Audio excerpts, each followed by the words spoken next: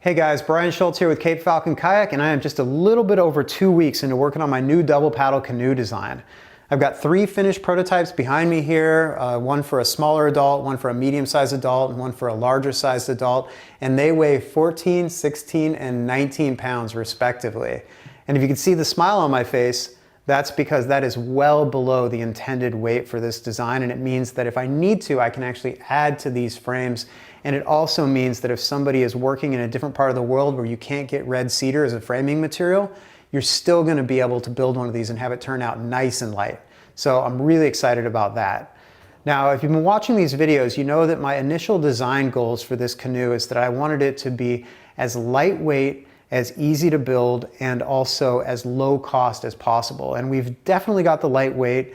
As far as easy building, you've watched me build these over the course of 2 weeks, and I also built in this time 2 other canoes that I set aside, and I lost 4 days to this giant ribbing fiasco. And I feel like if I can do all of that in 2 weeks, most people are going to be able to build these pretty easily at home. So I think that's working out really well as well. As far as the cost goes, I'm not sure where we're at on materials right now. I think we're around $320, $330. So I think that's well within the range that I was intending. And then kind of the final thing that I wanted for these boats is that I wanted them to be in balanced tension, meaning the compression of the gunnels is perfectly balanced by the outward thrust of the ribs. So you could have a boat that could have a movable or removable thwart if you wanted to change your paddler position depending on how the canoe is loaded or how the conditions are, or if you just wanted to lay down in the canoe and take a nap. But just because those are the things that I talked about doesn't mean that that's actually not all of the things that I'm trying to make this canoe do. In fact, it's only about half the things that I want this canoe to accomplish. And I haven't talked about this before because I wasn't sure if these ideas were actually going to work, but having taken this thing out on the water and done some preliminary testing, it looks like they are. So I'm going to pull back the curtain a little bit and show you guys a little bit more about what I've been working on.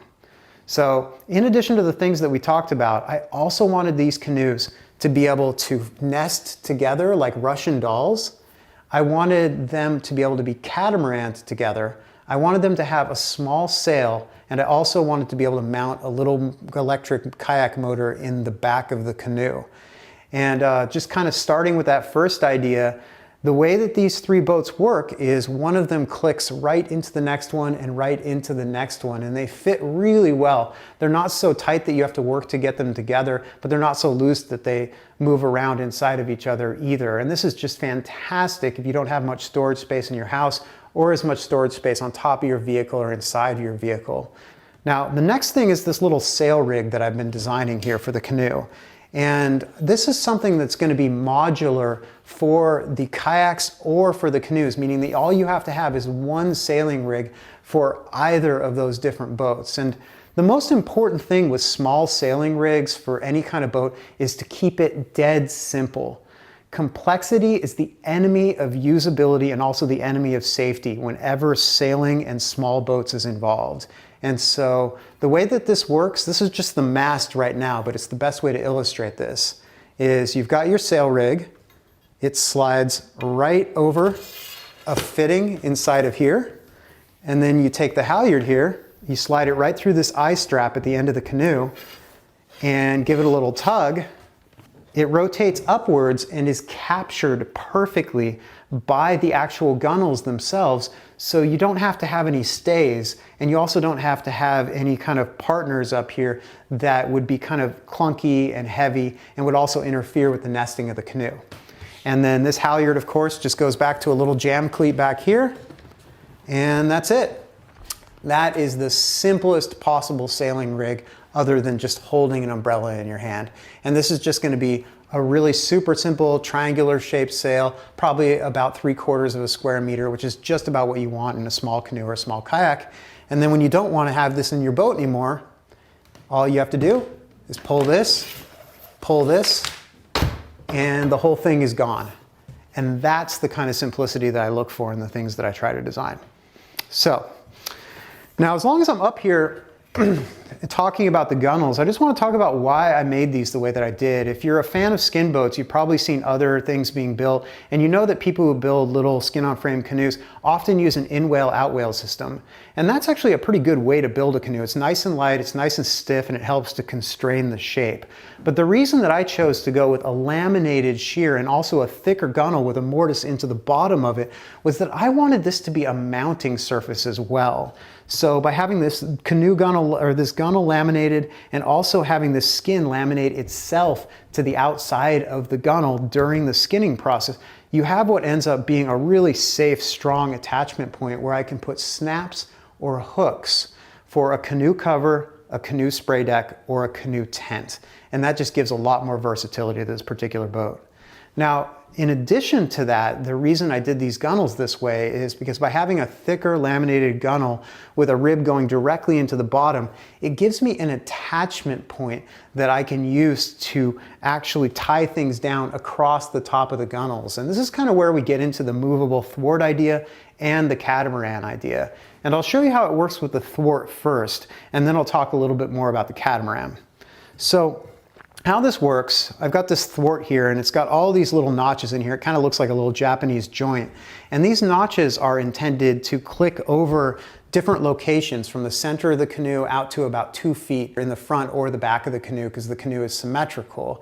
And what that allows you to do is it allows you to move this thwart to wherever you actually need it for how your canoe is loaded and how you're sitting in the boat, or you could put it in front of you and it makes a nice mount for a camera, and I'm sure there's other uses for it as well. And then while you're storing the boats, if you're not storing them nested, it's good to just leave these in so the boats will hold their shape. So that's the movable thwart idea. This one's a little bigger and clunkier. This is just a prototype. It'll probably be a little more elegant than this when I'm done.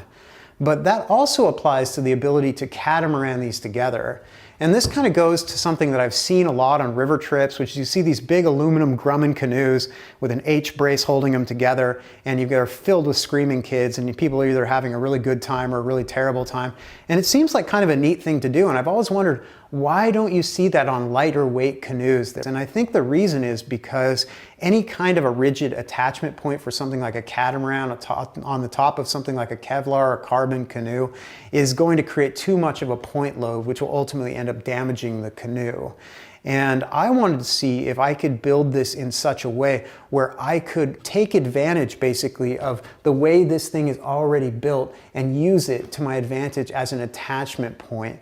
The combination between skin-on-frame's natural tendency to dissipate, point load forces, and also the ability to use a little bungee loop like this to lock things down gives enough stiffness in the system that it doesn't just feel spongy, but also enough give in the system that under extreme load, everything just gives a little bit.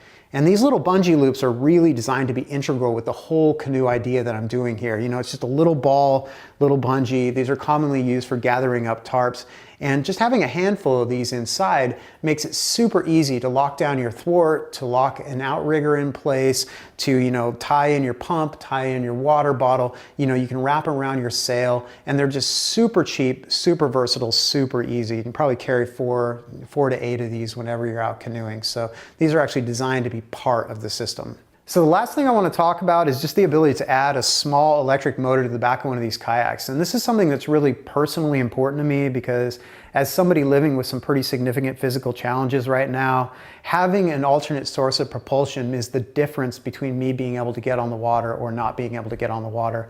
And I imagine I'm not the only person in the world facing those particular types of challenges right now. So I feel like the new generation of kayak motors is lightweight enough and small enough that it could be compatible with something as light as a skin-on-frame canoe, and could really offer an alternative for people that are living with disabilities or people that are getting a little bit older to still be able to get on the water and still be able to go on adventures and have fun. So I will definitely tell you how that goes as I learn more about it over time. Now, as far as what's next for this whole design, the most important thing is for me to build as many of these as possible. I'm just going to build these one after another, different sizes, different shapes, different framing details for the entire summer, and really test them as much as possible. And this is something I could use some help with because I can't test 10 or 12 canoes by myself. So if you're someone who lives on the West Coast that's interested in skin-on-frame canoes, feel free to get in touch with me. You're welcome to come borrow these, take them on trips, and really beat the heck out of them, because in addition to really just getting people's feedback on the design, I need to accelerate the destruction process on these boats to get a sense of how they're going to wear over time. So if that interests you, feel free to get in touch with me.